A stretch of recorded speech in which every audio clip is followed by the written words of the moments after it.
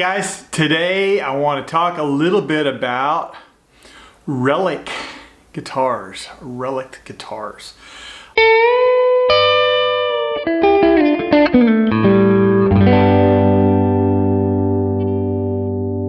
I watched a video this week from the Gear Street, 42 Gear Street in Henning Pauly's house that he did his gathering of YouTubers. It was really cool. He's kind of the impetus for that all starting a few years ago.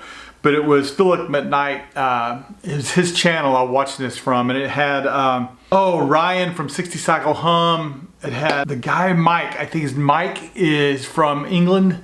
He's kind of a skeptic of the chips and guitars and all this kind of stuff. And then it had Glenn Flicker. And I like all those guys. I follow, I don't follow Glenn, but I follow who he is, and I see his videos all the time. And I love the take on people's thoughts on this. Lucas Fowler did the video similar to this, kind of talking about this. And Lucas is a great player and he has a great channel. But, you know, it's like, do you buy a Relic'd guitar? Is it cool to buy a Relic'd guitar? Is it posing? Posing? I don't know. Who cares? You know, like, if you like a guitar, you like a guitar. Who gives a crap? But, you know, I thought I would speak on the subject of Relic'd guitars. I'm old enough to have Relic'd guitars that I have Relic'd. But it's hard to do. Guys, it's not easy to relic a guitar naturally. You have to play every night and you have to sweat like crazy every night on a guitar to really pull the relic out of it. Granted, back in the day, they were using nitrocellulose, and that breaks down a lot easier. But you know, today they're using polyurethane, using polyester, whatever it is. You know, it's hard to get through that paint. And so, how rude is it to paint a guitar super thin now, knowing you're going to relic it way earlier? Is that still posing? So I was going to show you some of my guitars that I have that are Relic'd, and I'm going to start out with my MJT Telecaster. This is, I bought this 2 years ago, and when they asked me what sort of relicing I wanted on it, I said very, very light relicing. I want it worn in, and I want it to feel used. And I play this guitar pretty solid, and I play professionally. I was playing quite a bit at the time. So this is what it looks like. Oh, let's see if I can get all of this here. Was not there. It was just barely done, so I sweated. So that just shows you how thin the finish really is. This is checking pretty nicely, and then the neck, I have to say that I'm not a big fan of the super dirty neck, which this is really, and if you look down here, if you can kind of see that. I don't know. I'm not a huge fan of that. But, you know, the back is what I dig. I really like the back of the neck. That's what I want. You know, it feels played in, and it is played in. So that's cool. So that's my MJT. So the next thing I bought was a Rebel Relic from Luke Whitfield. He's in the Netherlands, in Amsterdam. And I met Luke online many years ago, and I saw this guitar in one of his videos. I went, man, I just would like to have that guitar. I just wanted it. So I had him build it for me, and he builds, obviously, Rebel Relic. He builds Relic guitars, so he built this for me.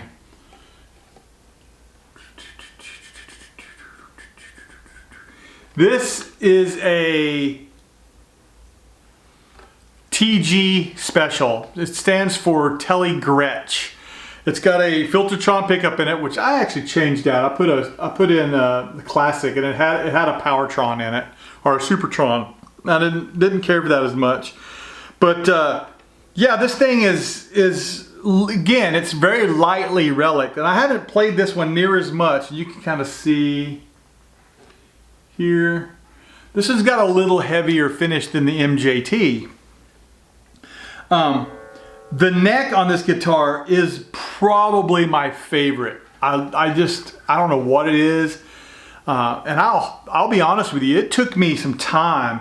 I took this out, I got this in and went on the road with it. I had a weekend of shows, I had about 4 shows, and I thought, I'm taking this guitar without really testing it, and I took it, and I wasn't in love. I was like, oh, don't tell me I love the look of this guitar, but I don't like the way it plays.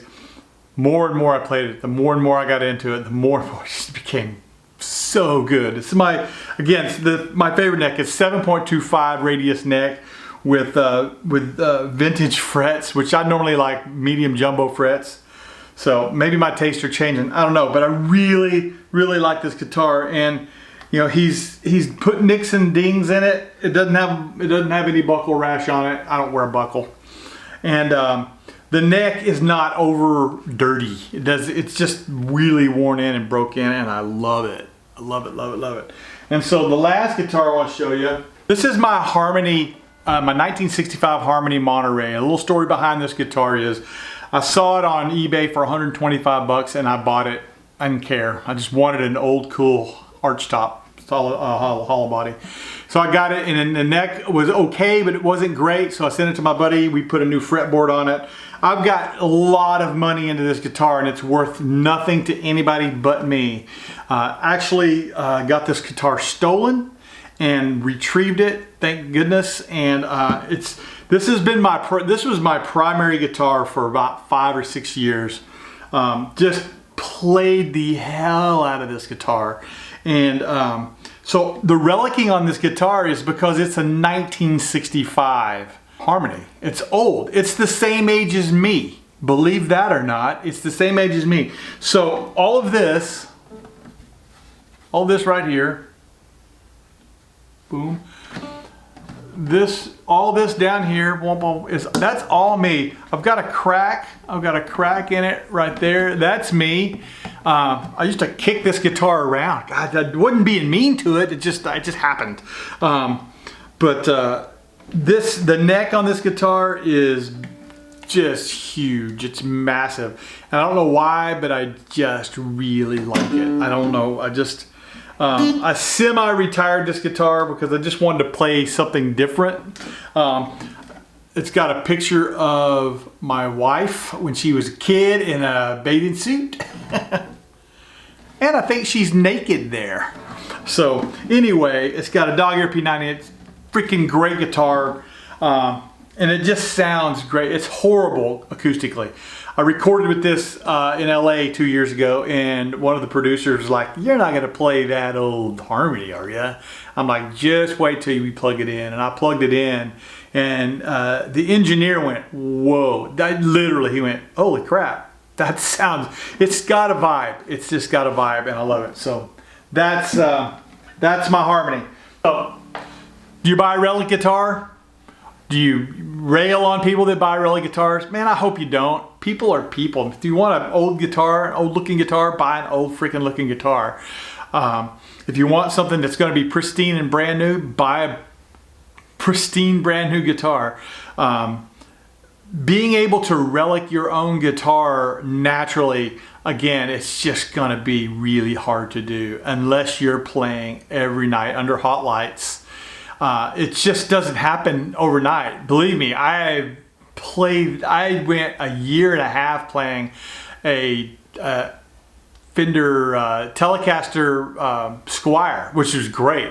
And I played it every night for a year. I mean, not every night, but quite a few. We were on tour, and I couldn't break through that polyester or whatever the hell it was. I couldn't do it. The guitar would turn white. It was a black guitar that would turn white when I would play because I would just sweat all over it, and it wouldn't break down that finish at all. So just know that Relic'd guitars are still cool guitars, man. Everybody likes vintage stuff. You know, I'd like to have a 55, Chevy pickup, but I think I'd want it to look like a 55 Chevy pickup. I don't think I'd want it to look brand new. So I've got guitars that look brand new, and I love them. I won't relic them. I won't even try. Know this, that guys that are relicing guitars that are doing a really good job, they know what they're doing. The custom shop at Fender, the guys at Gibson, there's guys that meticulously they know. There have been players, they know exactly. So that's, you know, the road worn, you know, Fender Tellies and Strats. Yeah, they're cool. They're cool. There's a little, like I said, they're a little bit static. There's a little bit like, oh, not cookie cutter, but similar. So anyway, that's my take on Relic'd guitars. If you like this stuff, subscribe to my channel, hear what's going on, see what's going on, and share this with your friends, man. Let's grow my channel, and we'll talk to you soon. Peace.